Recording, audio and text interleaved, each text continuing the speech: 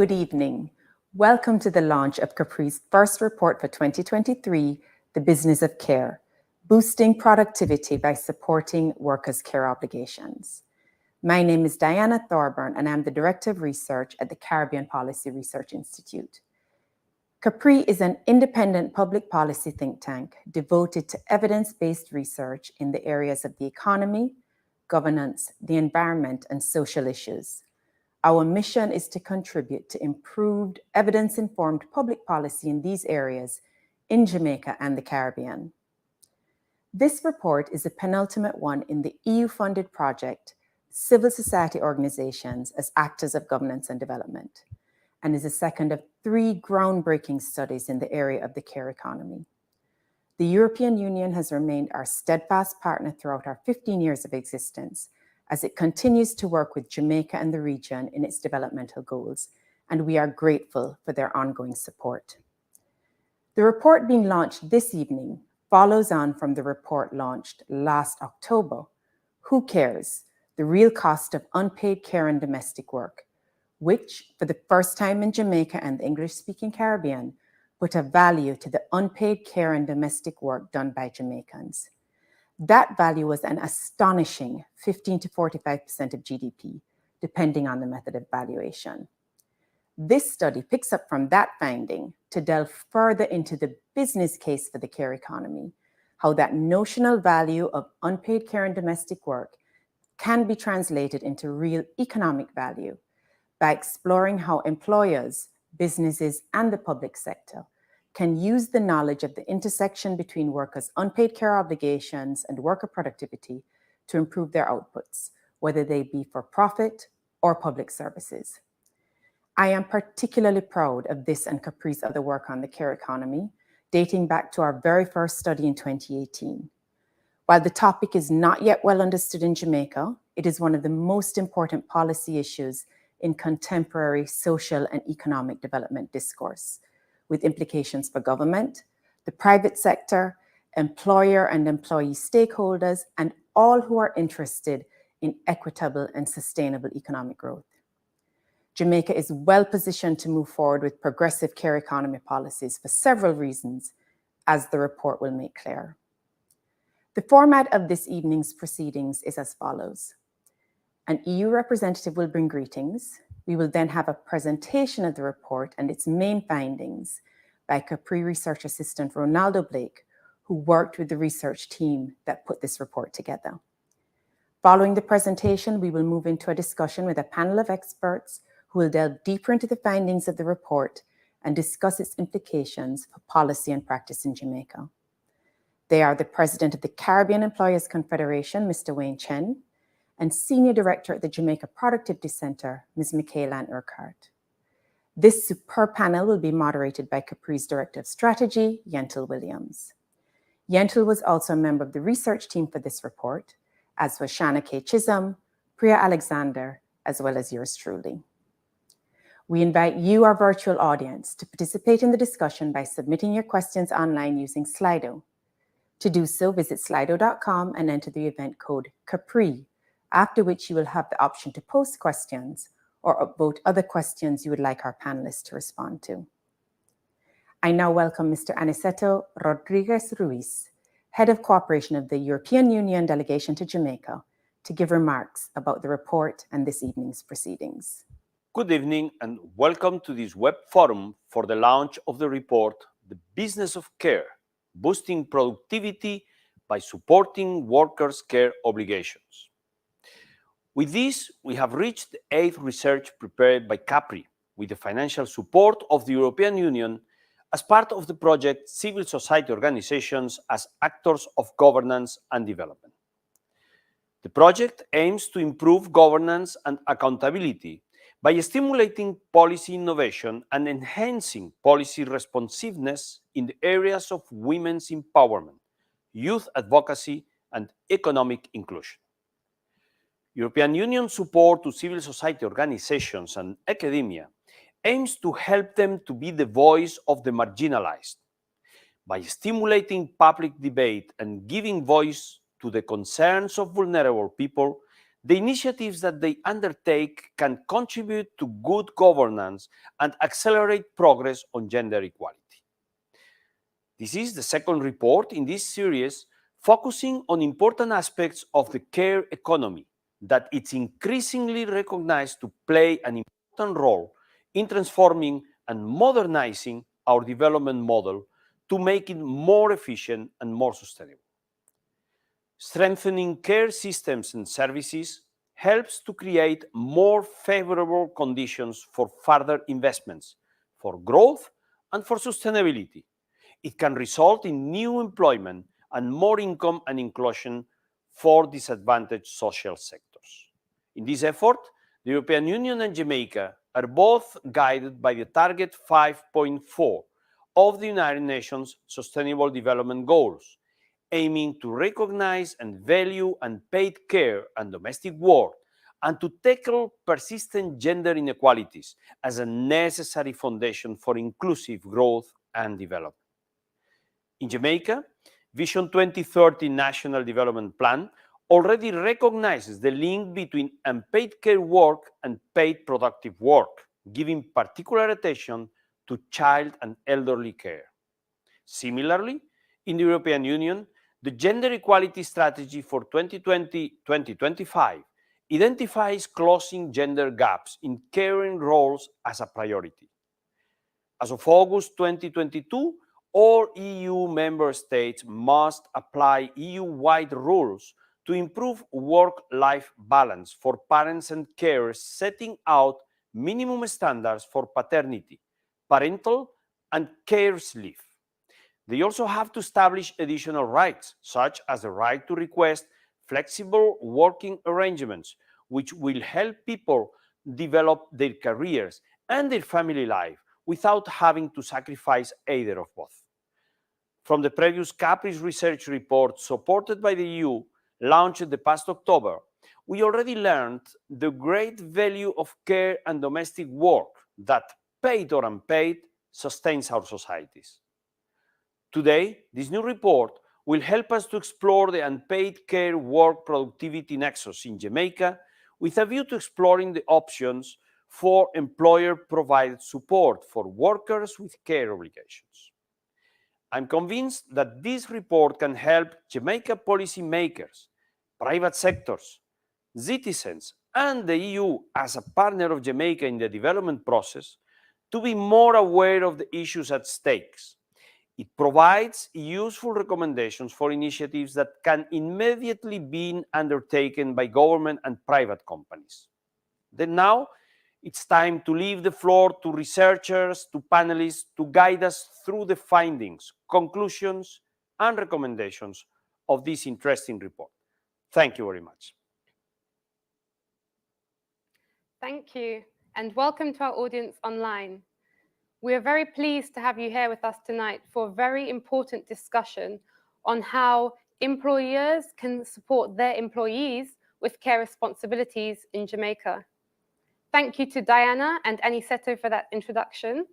Shortly, I'll be joined by Wayne Chen, President of the Caribbean Employers Confederation, and Michael Ann Urquhart, the Senior Director at the Jamaican Productivity Center at the Ministry of Labor and Social Security. But before that, I invite you, our audience, to go to slido.com and enter the event code CAPRI. There, you can respond to our poll and also ask your questions. You can also upvote questions by other audience members, and we will respond to them during the panel discussion. For now, let's have a brief discussion from Ronaldo Blake, CAPRI's researcher, who will give a brief presentation of the report.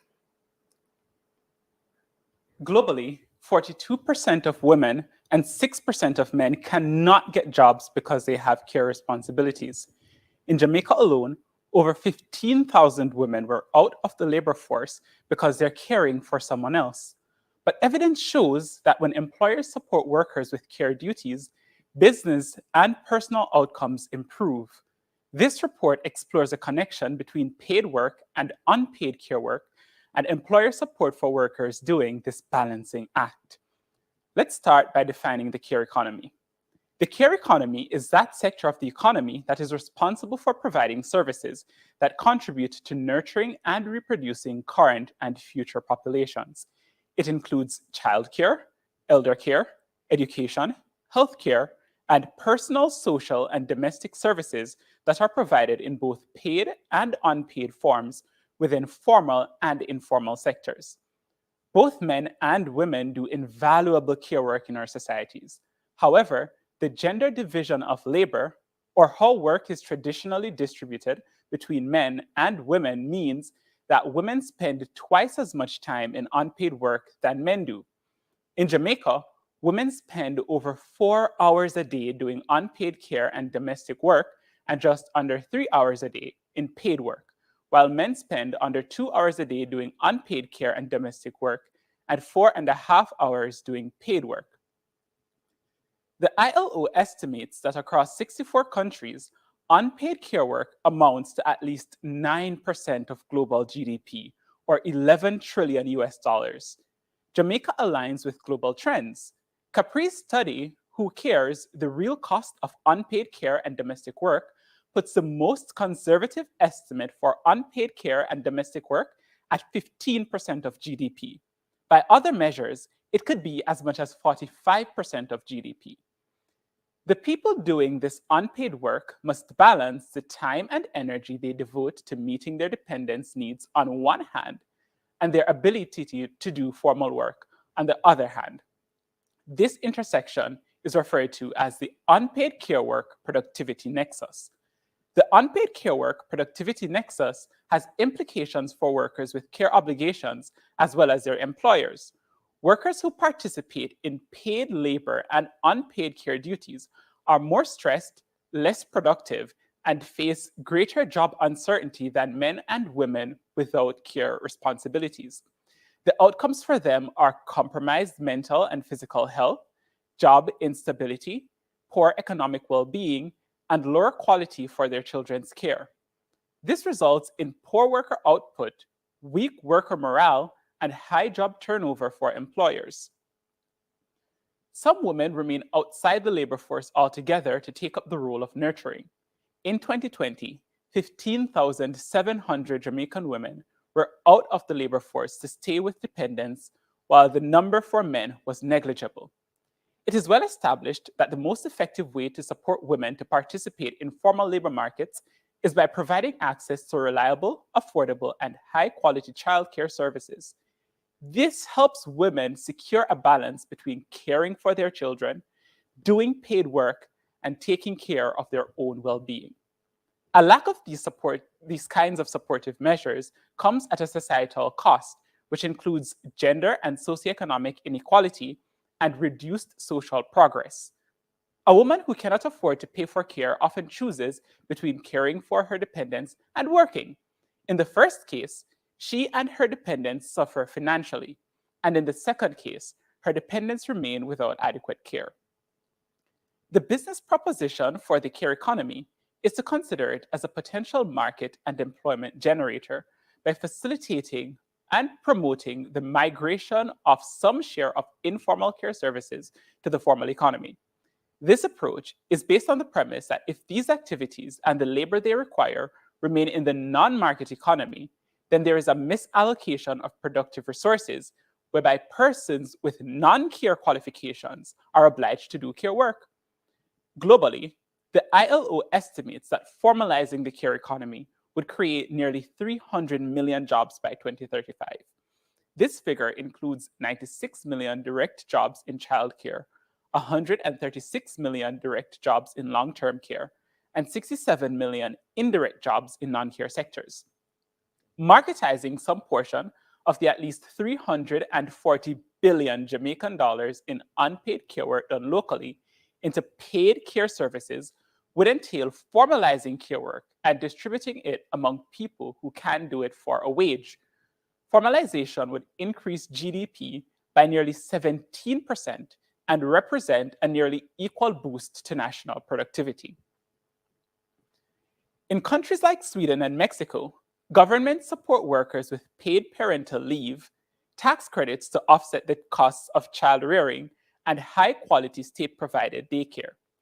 These measures enable more women to work and simultaneously create formal employment opportunities for care economy workers. By contrast, the United Nations notes that very few measures have been put in place by Caribbean governments to reduce the unpaid care work burden. In fact, Barbados is the only English-speaking Caribbean country with state-provided daycare. In Jamaica, the Flexible Work Arrangements Act of 2014 serves as a starting point for employers willing to improve the balance between people's paid work and unpaid care work. However, the law's opportunities have not been widely utilized by Jamaican employers, including in the public sector. Nonetheless, the government has taken progressive steps relevant to workers' unpaid care work obligations. There was an expansion of provisions for parental leave for public sector workers, which included an increase of maternity leave from 40 to 60 days and the introduction of leave for fathers of newborn children and adoptive parents who are bringing a new child into the home. Though it was not an explicit aim of the policy, these measures should encourage the increased co-responsibility of care work between working men and women and reduce the household gender inequality. There are no other laws or formal state-mandated mechanisms to specifically support workers with care needs in Jamaica. Commitments to investing in social infrastructure to support workers' care needs are regularly made by state officials, but they lack implementation. Private sector employers stand to gain from supporting their employees with care obligations. An international financial corporation study of 10 multinational companies that provide employer-supported childcare found that these companies all benefited from improved recruitment, retention, productivity, diversity, access to markets, and worker satisfaction and well-being. In one of our international case studies, National Foods Limited in Pakistan increased women workers by 65% and women managers by 117%, and also observed a maternity return rate of 100% over a 2-year period after implementing several initiatives to support their working parents. This study also explored existing care support initiatives offered by private sector employers. A best case example is the National Commercial Bank, which has a fully equipped early childhood development center with trained staff for 145 children aged 0 to 6 years old. The bank also provides vouchers to subsidize the cost of daycare and nursery for staff whose children do not attend the company's nursery. Moreover, NCB has a fully equipped recreational center with sporting facilities and recreational activities to promote holistic staff wellness. Other Jamaican employers voluntarily support workers with benefits such as on-site childcare and education for children of employees, subsidies for childcare or school fees, flexible working hours, emergency family time off, and even paternity leave. While instructive, these benefits are far from universal, and there is no government intervention mandating, supporting, or incentivizing the private sector to offer them.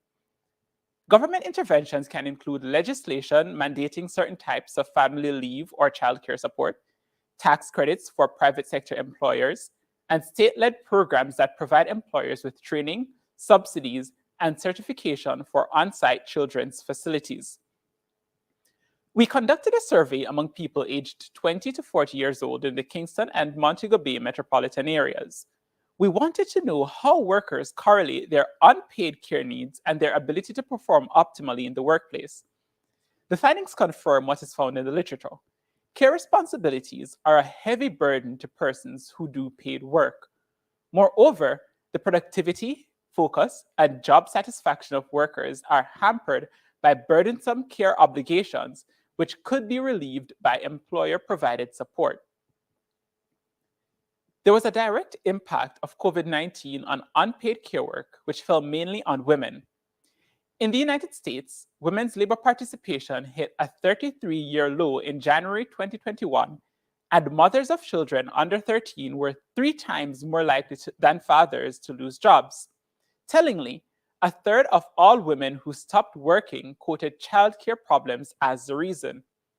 On the bright side, the pandemic also served as a catalyst for employee support programs such as FlexiTime and work from home. One local employer reported that post-pandemic, the corporate aspect of their large entity moved to a 4-day work week and continued with online meetings. Unfortunately, however, other positive changes, such as a shorter workday, were not kept. Jamaica is experiencing historically low unemployment, and there's a need for workers in several sectors in the economy. In this environment, providing care support can gain employers an advantage in attracting and retaining employees. Employers that provide care benefits will not only differentiate themselves from the competition, but will also create a sticky benefit that fosters retention. That is, employees are less likely to move to a new job if it also means moving their childcare from an environment they trust. There was a consensus among interviewees that the state needs to do more regarding workers' unpaid care obligations. It can set the standard within the public sector and also create an enabling environment for the private sector to follow. Full implementation of flexi-work policies for public sector workers is an example of low-hanging fruit for the government. Another avenue for government support is the community care facilities that are a social good benefiting the entire society. An extensive informal system already exists, but these need to be formalized and better regulated to meet a basic minimum standard. Existing facilities, such as Social Development Commission community centers, have received criticism for not having the adequate budget and thus failing to provide the intended support. Additionally, stakeholders indicated that the care needs of elderly dependents deserve urgent attention due to demographic changes. From one stakeholder's perspective, senior resource centers could be places for healthy and productive aging, which also contributes to economic development. Let's now take a moment to consider our options. We offer 3 recommendations for government and 1 for the private sector. The government should pursue full implementation of the FlexiWork Act, particularly within the public sector. It should also follow through on commitments to invest in the care economy, which will include formalization of more care centers. Finally, the government should incentivize private employers to support their workers with care obligations. Meanwhile, the private sector entities should research the most context-appropriate tools to support workers with a view to introducing them in local companies. Formalization and support of unpaid care work has the potential to create millions of jobs and substantially increase productivity globally and locally. While both men and women will benefit, women stand to gain at the same time as gender inequality would be reduced and families strengthened. Many local employers already have measures supporting workers with their care duties, but those are largely insufficient, and more is required from government in setting and executing the standard. In any given policy domain, there are brief periods, the policy windows, where an alignment can be perceived between political conditions, a specific problem at hand, and the existence of a policy idea that could provide an effective solution to that problem. Given global trends, previously iterated commitments and recent policy moves, and employer enthusiasm for the idea, Jamaica has a policy window to adopt the care economy recommendations and support the women and men who walk the tightrope of balancing their duty to care for relatives and their professional ambitions. Thank you, Ronaldo. That overview has shown what we already know. Productivity suffers when workers are not supported with their care needs. And the data in the report clearly shows highlights a very rich overview of how that productivity suffers when care needs are not met. Care One has already showed that the Jamaican economy could benefit by 15 to 45% of GDP if there was support to the care economy. And this raises policy questions around how can the unpaid care burden be relieved or minimized, and what is the role of employers in this regard. We are very privileged to be joined today by 2 experts in the field, one from the public sector and one from the private sector. I'm very pleased to welcome Michaela Urquhart, Senior Director at the Jamaican Productivity Center at the Ministry of Labor and Social Security, and Wayne Chen, President of the Caribbean Employers Confederation. Thank you for being here today. Thank you, ma'am. Thank you, Michaela. I'd love to start with you. Could you tell us a bit more about the centre? What is the Jamaican Productivity Centre, and what is your role in advising the government with regards to productivity?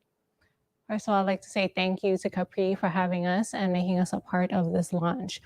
This study is very important in raising awareness about issues relating to productivity, something that is needed now more than ever for Jamaica, where we're trying to do whatever we can to look at issues to boost productivity. The Jamaica Productivity Center is there for that reason as well. The center is a department in the Ministry of Labor and Social Security. We are tasked with monitoring, understanding, evaluating productivity, and supporting private and public sector entities to try and boost their productivity by implementing productivity best practices. We offer services to our clients that would include customized audits, consultations, workshops. We also engage in research and knowledge management that will help to understand national productivity, even at the firm level as well. And this goes across the public and the private sectors. And we also advocate for programs and policies that will support productivity that will be sustainable so that we can have improved standard of living, increase our GDP, and be more competitive globally. Thank you. And Wayne, could you tell us a bit more about the Caribbean Employers Confederation? The Caribbean Employers Confederation is a grouping of 17 national employers organizations throughout the English and Dutch-speaking Caribbean. And we play a regional role and national roles, working closely hand in hand under a tripartite arrangement with the labor movement and the different governments. One, to advance the ILO's decent work agenda. Two, to look at national and regional development. And three, to follow up on Michaela Ann's comments, to boost productivity, competitiveness, economic growth, and social development in the region. We see working together in a form of social dialogue to achieve these goals as being the most efficient way to get there. Thank you. I'm very keen to now delve into both your perspectives on productivity in Jamaica and specifically the link it has with the care economy. Michaela Ann, from your perspective, what is the status quo on productivity? How can we boost it? And is there any, well, having heard the data, what is the potential link with the care economy in Jamaica? So first off, to say that productivity in Jamaica, there's a lot of opportunities available. The status quo is that where we are, we're experiencing low productivity growth. This is not uncommon to trends that we see across the globe, where factors such as changes in education and technology, reduction in the rate of trade has weakened productivity growth overall. But what we're seeing in Jamaica, unfortunately, is that there is the case where our productivity growth is actually falling behind a lot of our counterparts, both regionally and globally. And in some cases, and many years, we see that we're actually declining in our productivity growth. This can stem from a number of reasons that would include how we conduct our businesses in terms of our ability to formalize inclusion or a limited amount of inclusion, issues related to traffic. All these factors can lower productivity. So our goal will be to improve our productivity is to try and find a way to have higher value output, right? So that's in our goods and our services. And a part of that is supporting our workforce to ensure that we have a workforce that can meaningfully contribute and be a part of that goal. Unpaid care work is one of those things. Now, with the Productivity Center, we have a forward-looking mission to be more human-centered in our approaches to improving productivity for our nation. This would include ensuring that there's a holistic, improved well-being amongst our population. Issues with unpaid care work are very important to us, and this study raises the need in that when we look at unpaid care work, we realize that it's not necessarily even or equal across all segments of population, looking across different industries. So, for example, if you were to compare agriculture, the last estimates that I have for April to June of last year, 2022, we would have seen that there was, on average, the output per worker was $93,000, and that's over a 3-month period. Whereas if you look in an area like electricity or even finance, you would have seen that output per worker would have been upwards of $500,000 per person. And so when you look at those statistics, you realize that we also have considerations for where persons are employed and how they're hired to determine whether or not we can make roads to actually trying to encourage persons to engage in more paid care work. Also, there's demographic issues as it relates to unpaid care work, in that we now see a higher percentage of women compared to males completing higher education. And this puts a strain in terms of women's ability or decisions to want to have children, and that has implications for future productivity.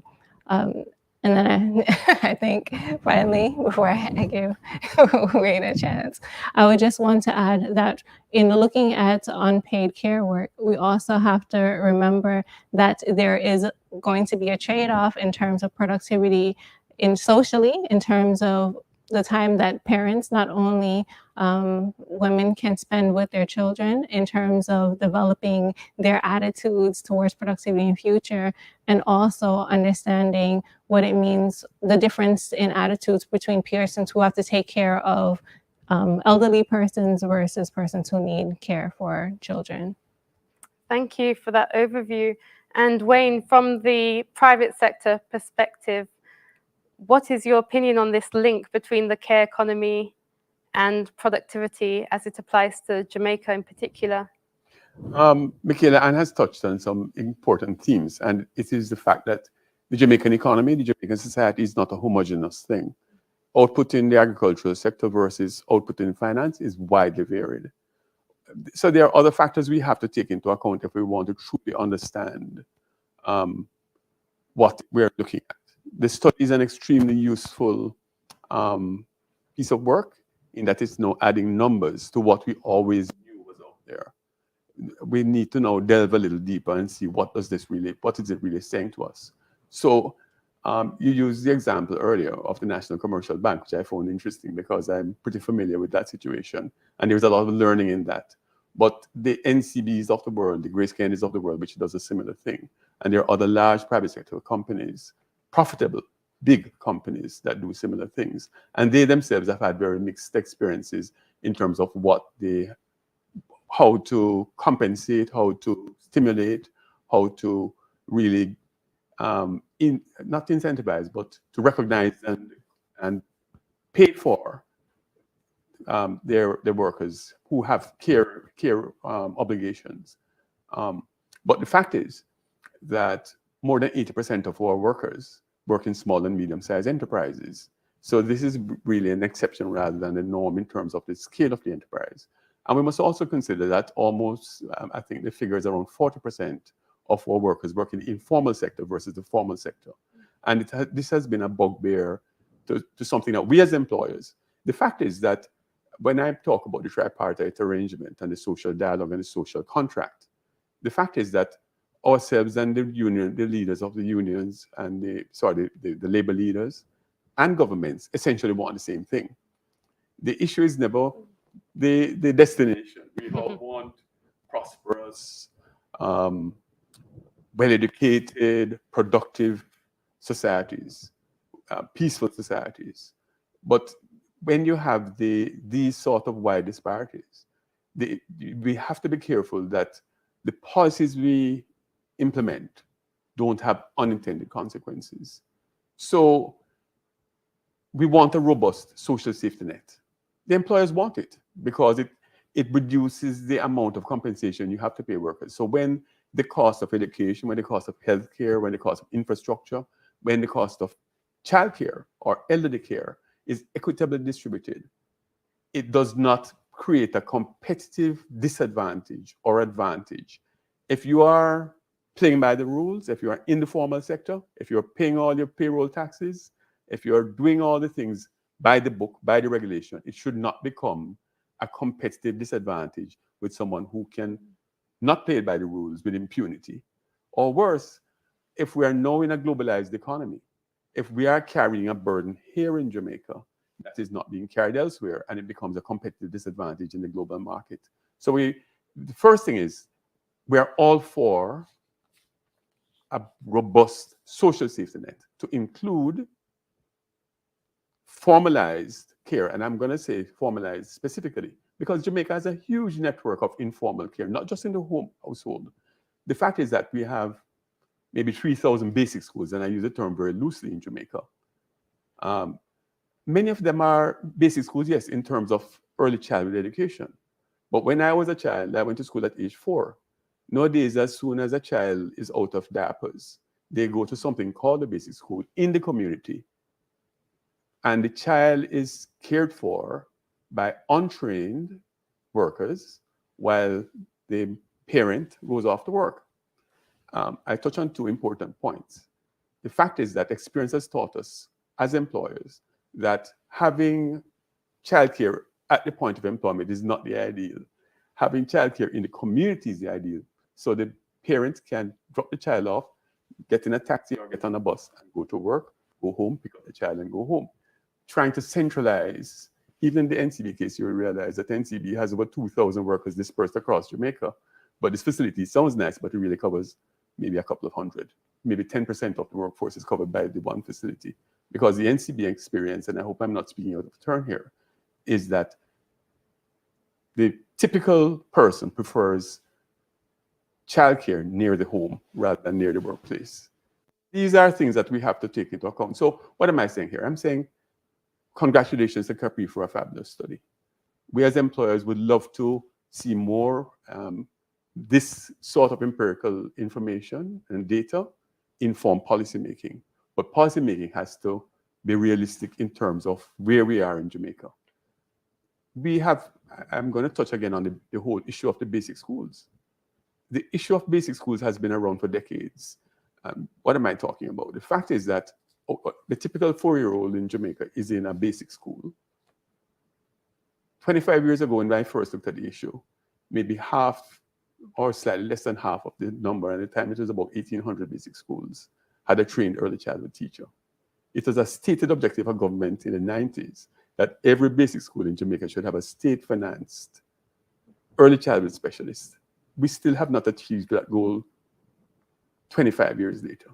Well, it's so important you mentioned the 90s. Although I was too young to analyze policy at the time, I'm aware that the current Flexi Time, the Employment Act in Jamaica, is a result of discussions that were started in the 90s. Started in the early 1990s. Precisely. And it actually got passed in 2014, so it took about 20 years to get. Precisely. So if discussions have started so long ago and we are at the point of having the legislation, where are we in terms of implementation? Well, I'll tell you. And as you say, that it's so important to delve deeper. Yes. And on that point, I just wanted to bring in Mikhail Ann here from the public sector perspective. I wanted to hear your opinions about our recommendations. In the interviews we did for this report, often at times it came up that actually the public sector should lead in terms of full implementation. That means that public sector employees themselves should benefit from flexi time, which I understand not to be the case currently. So is there a move towards that? How can we move towards implementing these recommendations? And I also take the point that we need to make sure that these are tailor-made for the different sectors, for the different parts of the Jamaican economy and the Jamaican demographic. Right. So I think that's one of the great things about the current Flexi Work Time Act, right? It does allow, and it's made in such a way that employers can take on the parts of it that are beneficial to them. So it offers different circumstances for flexi work arrangements in terms of whether you're going to have different number of days that you're allowed to work, whether you're working on weekends, and there are rules that allow for that. So we understand that there are some positions that will require persons to work in office. I think when we look at the flexible work arrangements, definitely we would have seen where, for example, the Jamaica Productivity Center, we did a survey during the time when COVID-19 was in force and we had all those regulations. And a number of persons are indicated that their productivity actually improves because they were able to engage in flexible work arrangements. And the key reasons that they cited for that was the ability to have a work-life balance. And with having that work-life balance, it meant that even for some persons before COVID, they had less distractions at home than when they were in the office. They found that they weren't having to encounter with traffic in terms of having to do drop-offs and then trying to get to work. So to the point of having basic schools in the community rather than at the point of the workplace. Persons also cited the fact that they were able to actually engage more sometimes with their coworkers because it required more coordination and more organization. However, there were instances where persons felt that the flexible work arrangements didn't suit their needs or didn't help their productivity. And the reasons that were cited for that were they weren't adopting or they didn't have the appropriate tools and technology in order for it to work. In many organizations, because of the code restrictions at that point, flexible work arrangements were just implemented on this whole scale, like this one size fit all way. And when that happened, you found that some persons that really and truly couldn't do their work from home were also given the same type of flexible work arrangements. So we have to make sure that it is tailor-made, it's customized. Another issue with the flexible work arrangements is that for persons, although they had increased work-life balance, for persons who actually had children at home or other persons at home that they had to care for, that could have been a source of distraction. So even with flexible work arrangements, when we're talking about unpaid work, there still has to be alternatives that will still support persons being able to work from home. So we can't just, so flexible work arrangements are a positive step towards that. In terms of the public sector leading the way, I think the same thing will apply across the public sector. It's not one type of work. It's not the same thing. So it would have to be a systematic approach to see how those can be best served. And also creating public institutions, not necessarily just from the perspective of implementing flexible work for the employees, but the way in which public services are offered. That is also another way in which an approach can be taken to trying to support persons who have all these obligations to take care of. And of course, the public sector has implemented or has the flexible work arrangements that has been passed. And so it's there and it's encouraged for persons to engage in its use and to apply it as appropriate for their specific organizations. Yes, and Wayne, from the private sector perspective, what is your opinion on the set of recommendations that CAPRI came up with? You've mentioned the formalization of the basic schools, which is a recommendation of ours.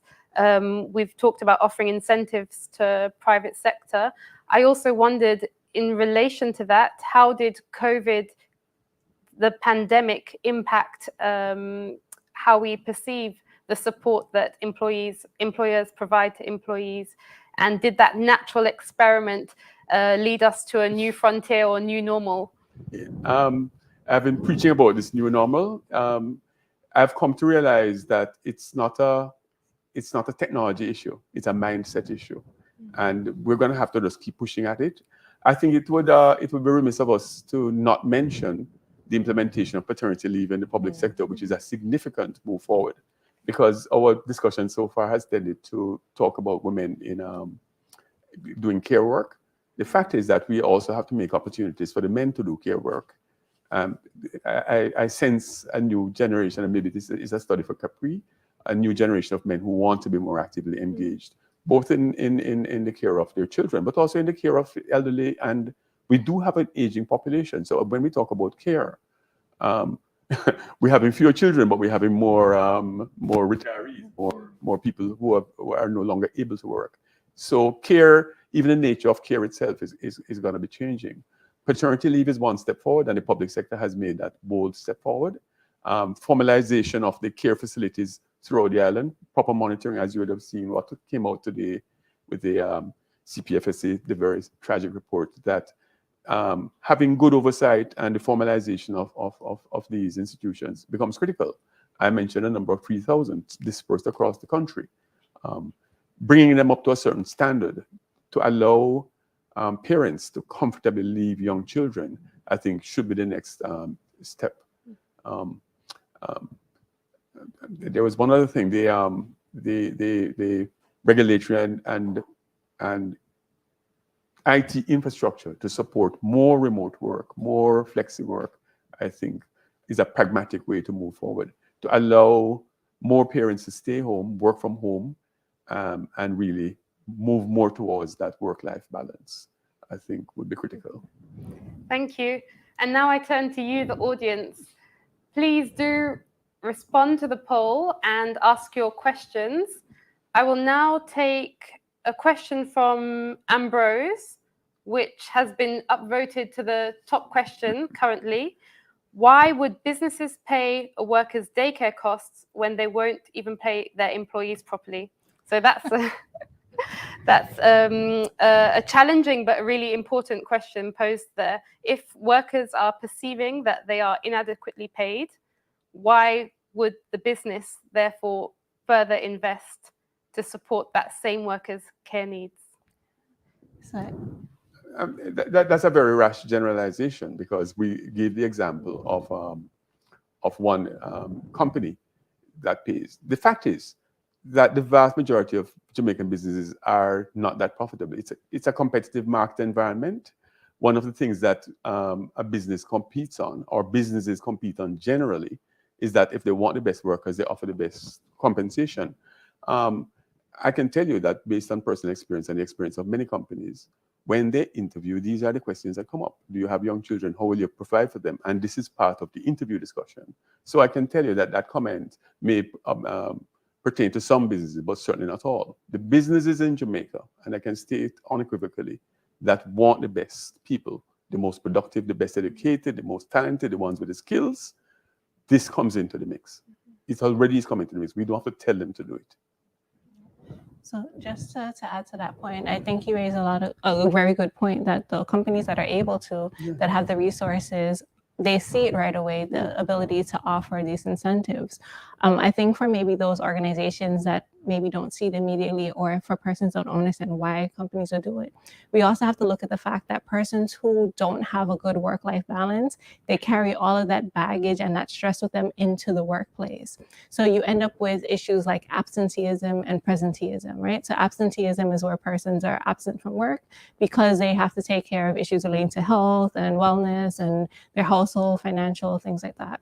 And then you have presenteeism, where persons arrive at work, they're probably on time, but the amount of work that they're doing is a lot less productive because their mind is elsewhere, or they're tired, they're exhausted.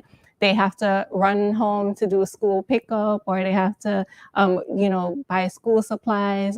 So all these little things can actually impact the value to the employer. So then if you're getting less productive work from the employees that you do have, then you're going to find that that could translate into additional costs. So if persons are absent or not doing the work that they have, that could end up looking like overtime for the company, which is usually more expensive than regular time. And then the cost to hire replacements, temporary replacements, can also be very costly.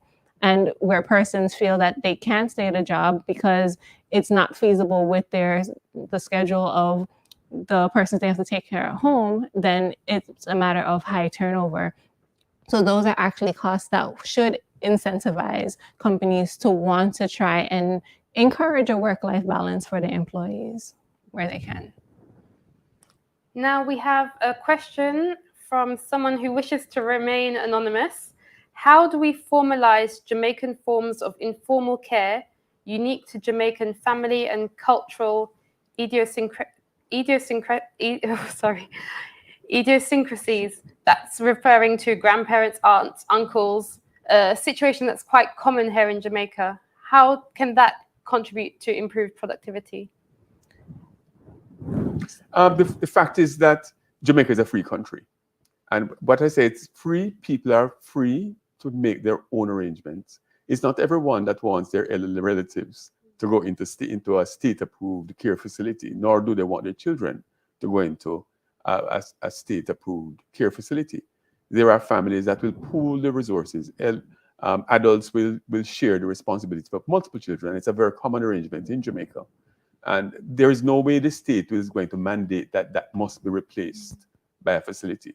What we are talking about here is the facilities that currently exist and ought to exist to allow for care to be formalized, that they are brought up to a certain standard, that they are regulated and monitored, and where necessary, in fact, in many instances necessary, helped to be brought up to that standard.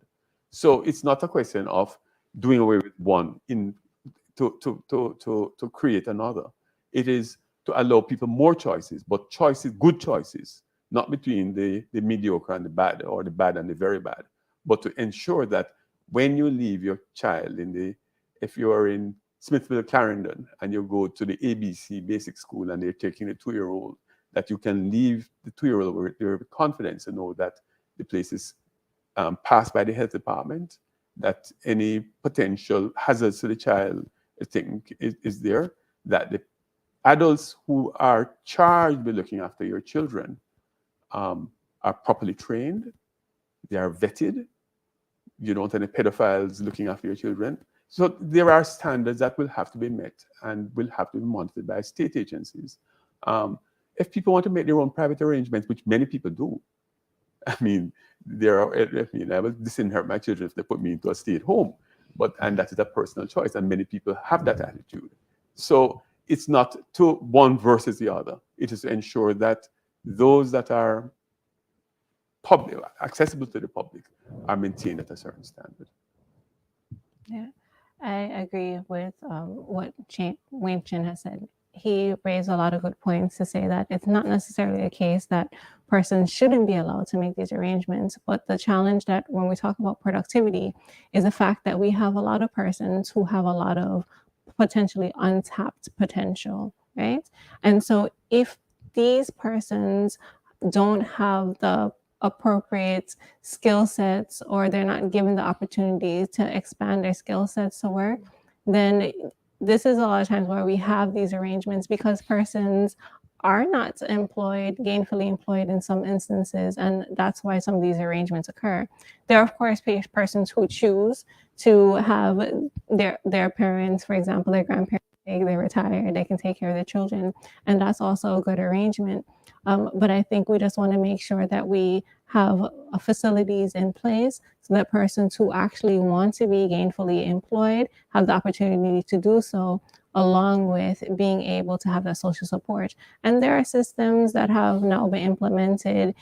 For instance, he indicated on the paternity leave, social pensions plan for elderly persons, NIS and PATH, and all these different programs that will help to support persons who want to have some funds in order to help with their dependent care. So I think it's a mixed issue. Yes, persons have the choice to do that, but I think there's also the possibility and room to discuss how we can get persons in to utilize their skills to the full extent where that's the case. Thank you. I will take one more question from Slido, and I will use the moderator's privilege of mixing it in with my own final question as we are coming towards the close of this discussion. What would it take for government to put more political will and resources into providing support for workers with care obligations? And where do you both see Jamaica in 2030, bearing in mind the Vision 2030 of the government, as well as the Sustainable Development Goals that should be achieved by 2030? That's a big question. So I would say that, as I mentioned before, there's clearly a lot of opportunities available here in Jamaica. In terms, I think that there already exists this push and emphasis on more human-centered approaches to looking at workplace productivity, at looking at how the labor market is informed, making sure that there's more of an emphasis on well-being, work-life balance. So I think that that emphasis already exists. I think as we go forward, looking at what we now call the future of work, which, we say the future of work is already here. But over the next 10 years, it's a matter of taking grasp of those opportunities that will allow us to, I would say, have persons be more aware of the impact that productivity have higher value outputs, to direct our labor resources and other resources to area of higher value added output, so that we can have increased standard of living. We can see where persons will be able to be more resilient to future shocks, where companies can be more resilient. I think if we are looking on the side of optimism, we can look at the boost in technology and communications, so that we can have not only technology be implemented, but the appropriate technology be implemented at a faster speed, to have the skills in our society match with the needs of the development that we need. So looking at improving that job skill matching and decreasing any mismatches that occur. Thank you. I want to say that. No, the fact is, I'm sitting here and, the old African proverb comes to mind, that it takes a village to raise a child. The fact is that here we are 60 years after independence, 61 years now coming up, 49 years after the oil shock of 1974, and you can look at Jamaica's economic and development trajectory since then, that we have struggled economically in terms of finding growth, finding sustained growth over a period. We have gone through a series of macroeconomic instability, high indebtedness, and finally we're seeing some light at the end of the tunnel in terms of now having sufficient fiscal space, and I'm speaking in highfalutin terms, but really cash that we can now invest properly. But I think cash just being invested without some sort of social compact, some understanding of where we want to go to as a country. What are the shared basic minimum of what we need as a society? That social safety net that I said we need to talk about. This has to be a part of it, but it has to come about with an understanding that it must be equitably paid for and equitably distributed. Well, thank you to both my panelists, Michaela Urquhart, Senior Director at the Jamaica Productivity Center, and Wayne Chen, who is the President of the Caribbean Employers Confederation. Thank you, our audience. Thank you for also agreeing by 80% that employers should take responsibility over employees' care needs. And now I invite Diana Thorburn, Director of Research, for our closing remarks. Enjoyed and learned, as I did, from that rich discussion about the business case for the care economy in Jamaica. It is a topic that is relatively new to Jamaica, but is of critical importance to our country's development. And as you would have heard, there is a policy window through which Jamaica is well positioned to move forward on the recommendations made here. I extend warm thanks on behalf of CAPRI to Aniceto for joining us this evening, and to the EU for their tremendous and sustained support of the work we do. Thank you to our panelists, Wayne Chen and Michaela Urquhart. This was Yentel's first go at moderating a panel discussion and Ronaldo's first time presenting a report. Congratulations and thanks to them both. There are several good corporate citizens who support CAPRI's work in the public interest. Without them, we would not be able to do our part to contributing to stronger, more transparent democratic governance in Jamaica, and we are ever grateful for their confidence in us. Finally, we appreciate you, our virtual audience, for tuning in and participating in the discussion. We encourage you to follow us on the social media platforms that you frequent, whether that be Facebook, Instagram, LinkedIn, or Twitter. There you can learn more about the work we do and get updates about our events. Today's report may be found on our website, capricaribbean.org. We do hope that you will join us at our next report launch, the third and final in this series of studies on the care economy in February. See you then, and have a wonderful evening.